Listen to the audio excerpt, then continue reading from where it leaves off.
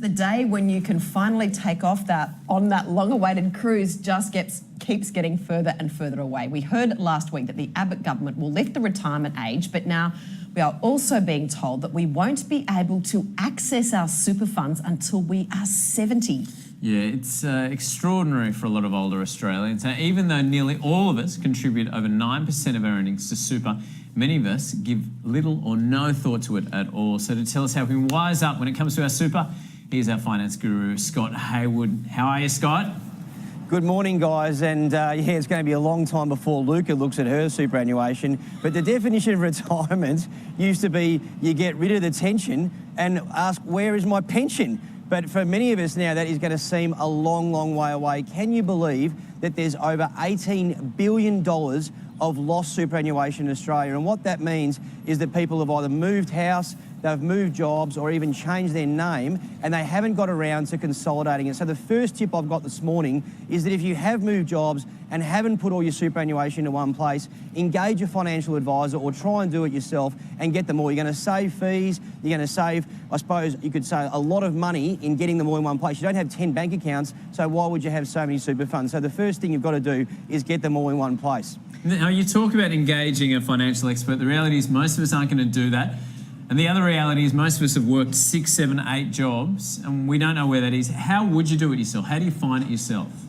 Well, the ATO do have a website, which is the Lost Super website, where you can put your tax file number in and they can either send you a letter or you can get access online. But the best thing you can actually do is actually go back to your resume and say to yourself, right, well, I've contracted here, I work part-time here, and some of the industry funds will also give you a hand. So if you worked in retail, it could be REST. If you worked in the media, it could be Media Super. So you can then try and put them all together and get them in one place. Of course, with superannuation, the advantages of it is that you've got such a long time to wait before you get access to the money, and that's even getting longer. We heard in the budget that if you were born after 1965, you're not going to be able to get the age pension till, can you believe, the age of 70. So that means that as you're getting, I suppose, the younger might not be able to access. Like look at Luca, for example. She might not be able to access her super until maybe she's 80, can you believe it? So you're going to have to start looking after her, James. Good luck Scott. with that. Nice reminder.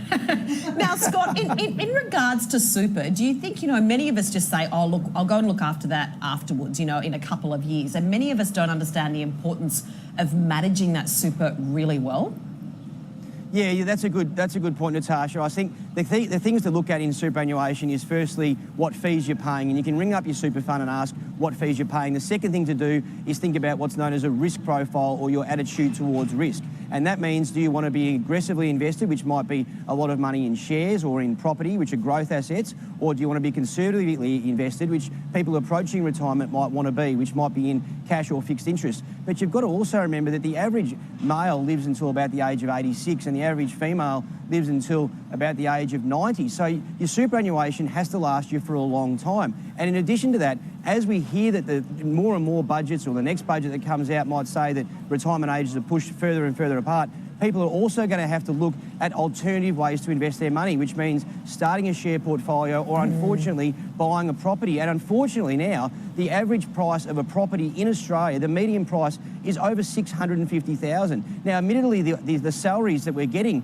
is over $70,000, but you've also got to think about whether you put money into superannuation through salary sacrifice in your employer or you put money into your bank account to try and pay off debt. For example, if you're on $80,000, you're paying about 22% tax. But if you put money into superannuation, you're only paying 15% tax if it's done through salary sacrifice or through an employer contribution. And employer contributions are going up. Next financial year, we'll see contributions go from 9.25% to 9.5%. So the message is try and get interested in superannuation, particularly Gen Y and Gen X, because we don't know if we can rely on the government for the pension at whatever age we might retire at. Great advice, Scott. Thank you very much for joining us this morning. Thanks, guys. I think super is one of the biggest rip-offs ever.